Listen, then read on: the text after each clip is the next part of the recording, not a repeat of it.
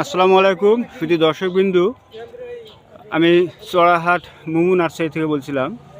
আপনারা দেখতে পাচ্ছেন আমার আঙ্গুরের বাগান। এটাই প্রথম বছর, এখনও 1 বছর হয় নাই গাছের বয়স, তারপরও প্রথম বছর। তো আপনারা দেখতে পাচ্ছেন যে আঙ্গুর ধরছে আমার গাছে।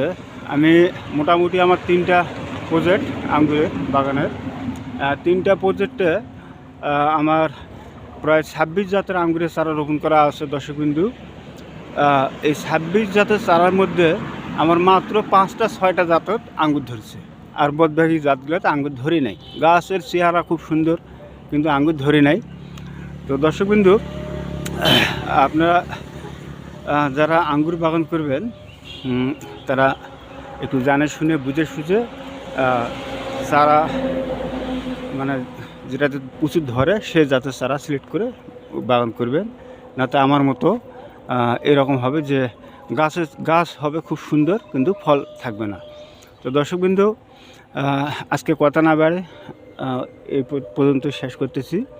তো আমার কাছে আঙ্গুরের চারা আছে, আর ওই 6টা জাতের চারা থেকে আমি আঙ্গুর পাইছি, বা এর আঙ্গুর খাইছি। আঙ্গুর খুব মিষ্টি। এই 6টা জাতের চারা আমি তৈরি করছি। তো চারা প্রয়োজন মনে হয় তাহলে আমার সঙ্গে যোগাযোগ করতে পারেন। আমি ইনশাল্লাহ আপনাদেরকে শতভাগ গ্যারেন্টি সহকারে আঙ্গুরের চারা দিব আর কি। তো দর্শকবিন্দু, আজকে এই পর্যন্ত। আপনারা ভালো থাকবেন আর আমার এই বাগানের জন্য দোয়া করবেন। আসসালামু আলাইকুম।